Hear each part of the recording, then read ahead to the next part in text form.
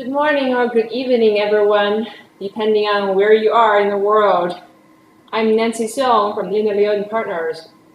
Today I'm going to share with you some of the recent updates in the Chinese examination guidelines on AI and business method inventions. In particular, their eligibility issue and inventive step considerations. First of all, something about my own background. I used to work in a global consumer IC design company as a senior patent counsel, so I do have a mixed background in-house and in the firm. I'm also named at the IEM Global Patent 1000 list for consecutive years. I'm regularly advising global AI companies in their global patent filings and also prosecution process. According to the Beijing IP Law Association, I am also one of the experts in IP protection by doing pro bono in research, training, and IP enforcement. Okay, now let's see the agenda today. First of all, some of the floor-sweeping issues. As some of you might know, in China, the examination guidelines has been amended regularly, especially in recent years.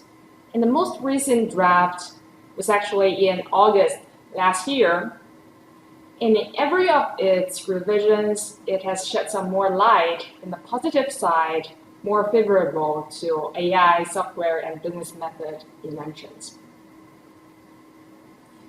And you probably would also going to ask, why should I consider filing in China in the first place? I'm going to give you a few tips on this. And we would primarily discuss the eligibility considerations and how to evaluate inventive step with specific case examples to help understanding. Okay, so first question, why should I consider or persuade the others to file in China anyway? I have got 3 points for you here. And first of all, China is an important venue in market competition globally. And we do have some favorable litigation results in China. And a few noteworthy statistics, numbers are something I'm going to show you. So in the first point, from our firm's own experience, we have a Weiqi law firm, which is specialized in IP litigation in China. We have represented a number of Japanese high-tech companies to enforce their patents against competitors in China. And as you might know, Japanese are not as litigious as some of the other jurisdictions, but still they are willing to enforce their right, and they have got very favorable results here in China through our firm.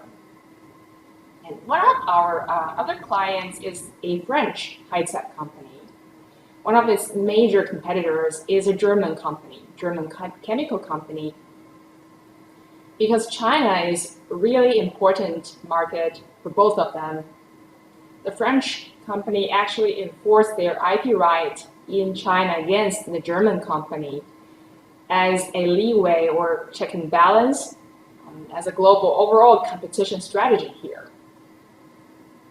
And thirdly, we need to bear in mind that Chinese companies, as patent owners, they are also very actively enforcing their own patent rights in China. And if you do not use it actively, file it as your shield, you might be attacked actively by Chinese companies one day as well. They do not only sue other Chinese companies, but also one day you might be the target as well. When it comes to the litigation process, there are a lot of questions about how effective the Chinese litigation process is. But our own experience is that it is quite effective and it also has some good points compared with other jurisdictions. For instance, in China, if you win the case, the injunction is almost always granted. That means you're able to stop the infringing act of your competitors. And also the injunction is more and more efficiently enforced by the Chinese court.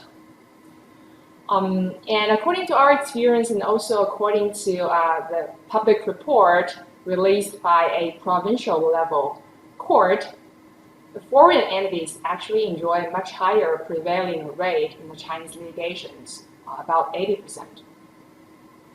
You might ask, so we're talking about AI and business method software patents today, and how to enforce those patents because they are harder to see, how to prove that the competitor is actually imitating and using my patented technology. It is indeed one of the difficult points. In China, the courts, judges, they are more and more willing to allow the patent owner to just provide some preliminary evidences, for instance, using the descriptions from the websites, from the user manuals to establish a first impression of infringement and trying to urge the defendant to provide counter evidence to show that they are not infringing. So more and more judges are trying to encourage the lawsuit to proceed in this fashion. And now I want to share with you some of the noteworthy numbers. According to the Chinese Patent Office, in the first half of the year 2021, the applicant overseas actually filed more patent applications in China, with a 30% year-on-year growth. For US in particular, it has a 35% increase as compared with the year 2020. And also according to the IP court of the Supreme Court of China, yes, you're right. Actually, in China, all the second instance would go straight away to the Supreme Court of China, so that to unify the standard in adjudication. And their numbers is that the number of cases they received from entities overseas in 2020 increased to 116% as of the last year. So that means globally, the right owners, they are still actively soliciting rights protection in China, in patents. Okay, now let's come to our main topic. The first topic today is about eligibility, or in other words, whether the patent is considered okay as a technical solution to be accepted by the patent office. And first of all, I think it's a global rule or globally recognized that if your invention has specific technical correlation with like the internal structure of the computer, it could increase the processing speed of your server, of your processor, and this solution must belong to a technical solution eligible for patents. In China, there is no exception. Yes.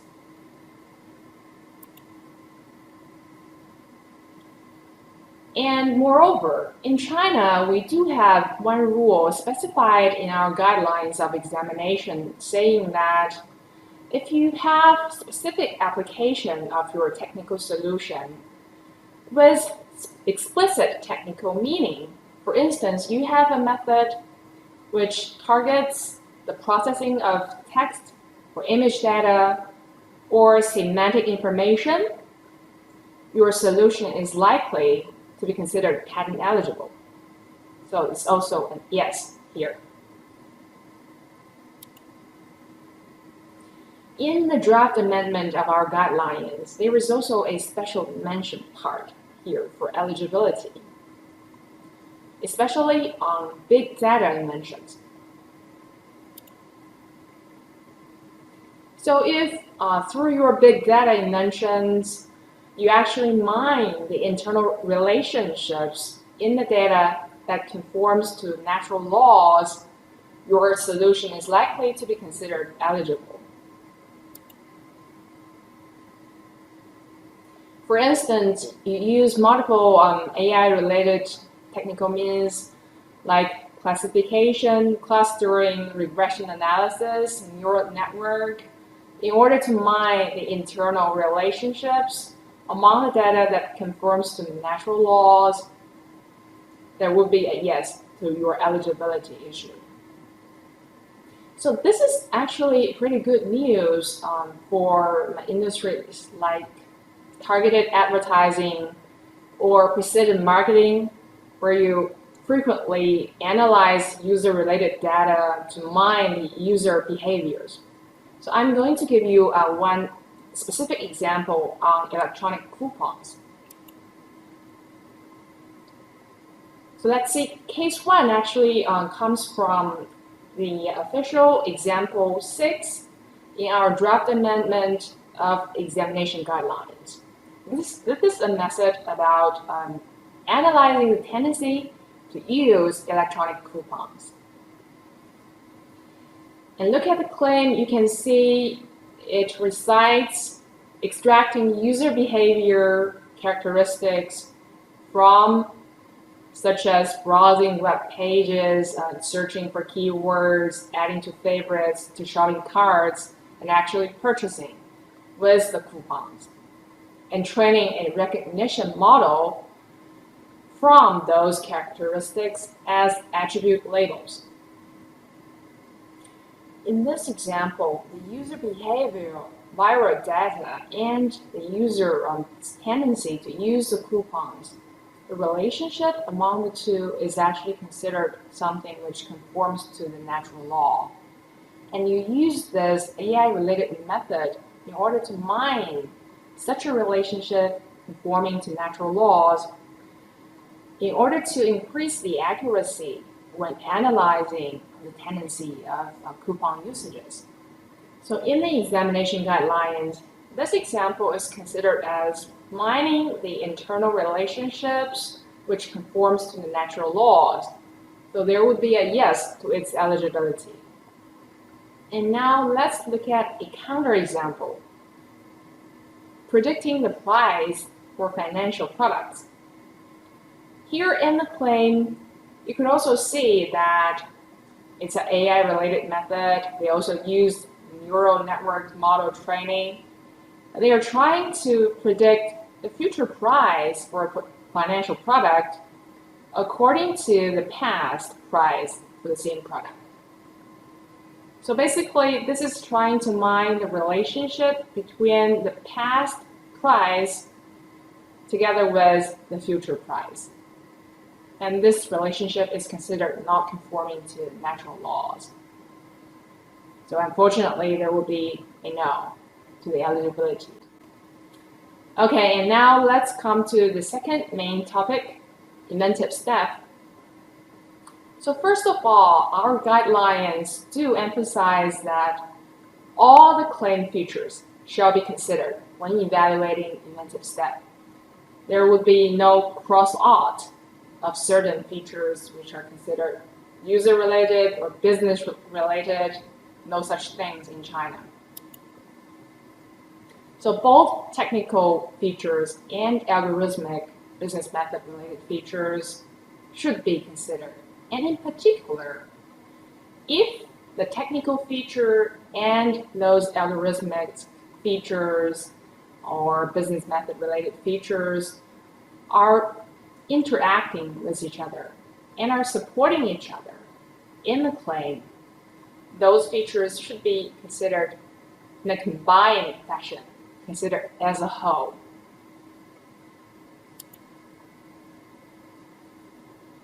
In the examination guideline draft, there is also special mention to two aspects.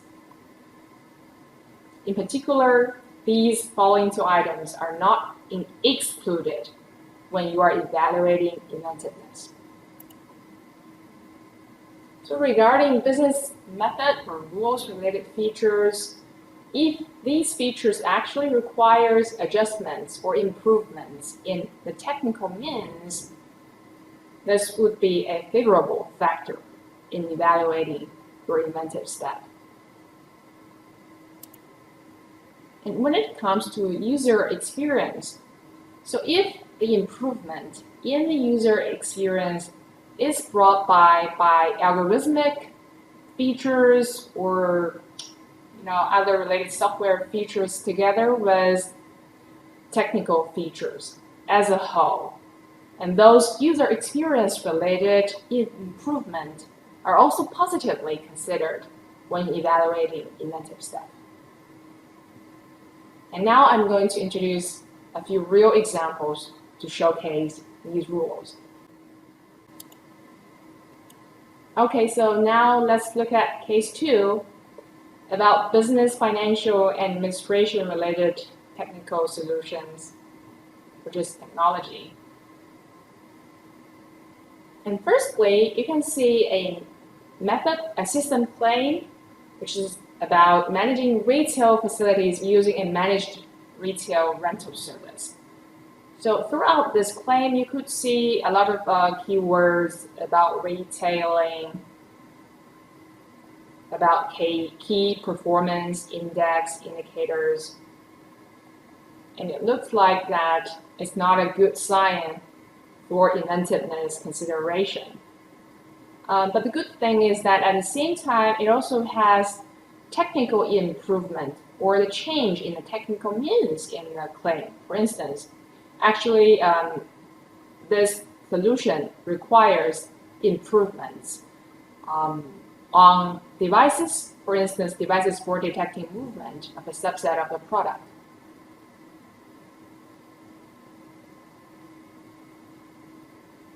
It also has a few other adjustments on the technical means, for instance, multiple sensors or so. And because in this claim, actually, the business-related features, they require the adjustment of sensors in device for detecting, etc. It is considered a not bad or even favorable factor when evaluating inventive step. And finally, this case is indeed granted by the Chinese Patent Office. And as we know, for many business-related solutions, actually, we do need the adjustment of technical means in various ways. So I think this rationale by the Chinese Patent Office is actually a good signal for the business-related solutions to be patented in China.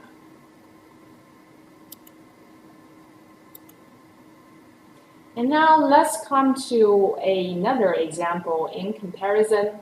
It is about broadcasting media to allow user to choose a service per pricing model. And as you can see in the claim here, all the features are purely technical. And if you look at the claim only, you wouldn't see any objections from the eligibility point of view or from the inventive step point of view. And in China, it is indeed the case. This example is a real example, which is from the comparative study report by EPO and CNIPA. And in the report, CNIPA said yes to the inventive step of this broadcasting media solution. On the other hand, when it comes to EPO, actually the EPO examiner further looks at the specification, and it digs out that although these claim features are nothing related to financial or administration, but according to the specification, they determined that this claim is not intended to solve a technical problem, but a financial or administration-related problem. And it should be considered as a constraint in evaluating inventive step. So finally, EPO actually gives a no on the inventive step with regards to this claim, considering that it is something easy to be conceived of. So the answer is in opposite to the yes by CNIPA. So I think to some extent, this also shows that CNIPA is pretty friendly with regards to business and financial administration related inventions. Okay, and now let's take a look at case 3. How about user experience improvement? How is it considered by the Chinese Patent Office? So when it comes to logistics, it's actually related to everyone's daily life. So we do have the care for people. How can I receive a parcel or package through DHL or FedEx, UPS more quickly? And for us, if you're waiting for something for Christmas and waiting to, to have something as a gift for your family, if the parcel arrives at you earlier, it definitely is a good thing. But it's not purely user experience improvement. Here, according to this logistics distribution method, actually it's using a more efficient notification mechanism with the combination of technical features such as servers, etc., in order to reach this final result of user experience improvement. And CNIPA would not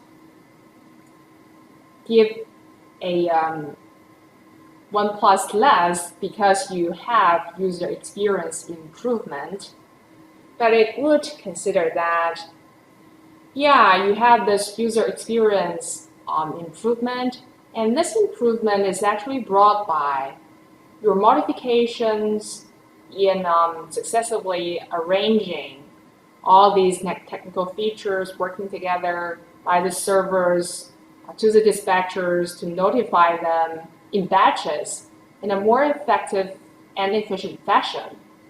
And all these like dispatching sounds like algorithmic features together with those technical features like servers. They are correlating with each other, supporting each other, and interacting with each other.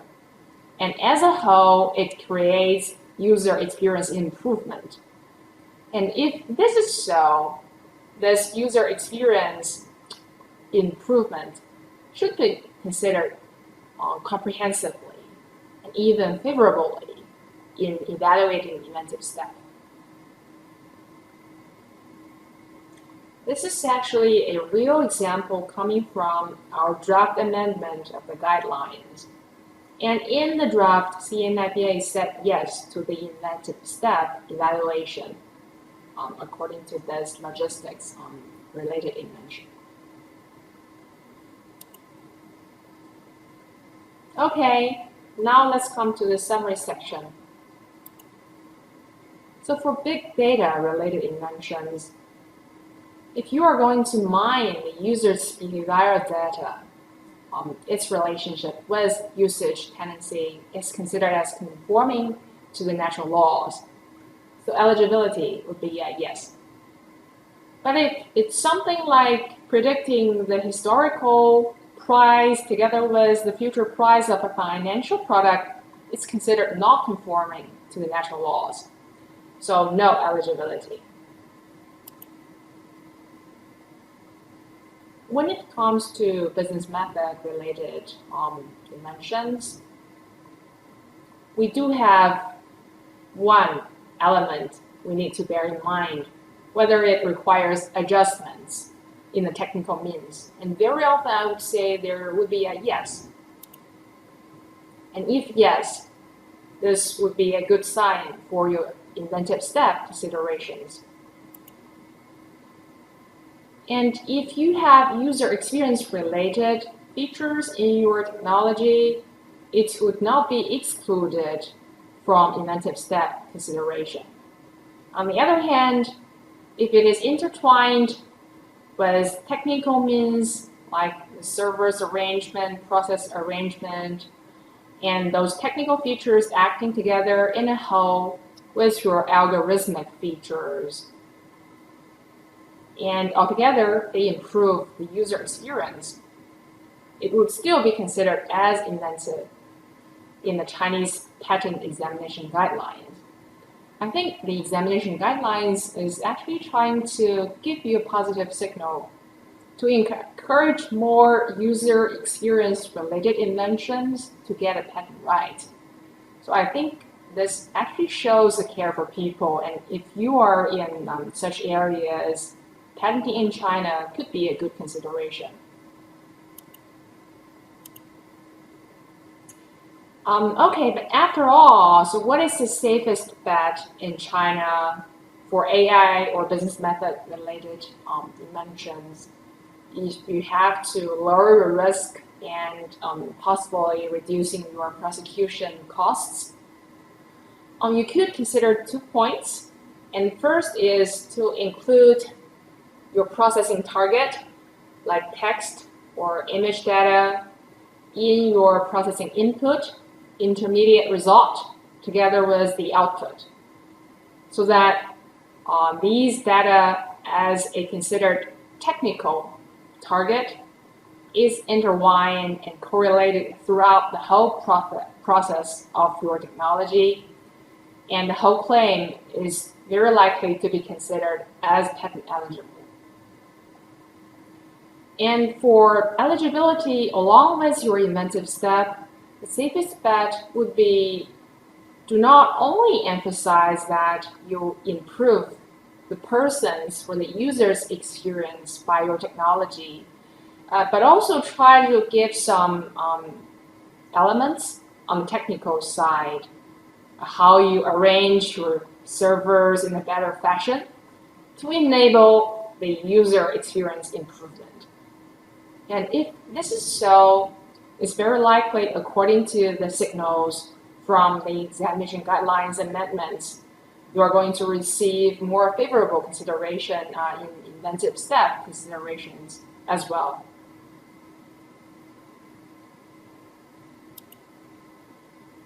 Okay, that is all I have today on AI and business method related inventions. So overall, I think China is one of probably the friendliest jurisdiction about these kinds of inventions, and we welcome more applications in user or people related technologies to be patented in China. So now it's your turn. What questions do you have? Please feel free to ask. And of course, I think those case examples, those claims could be of reference, and we would be happy to send you the slides for them as well.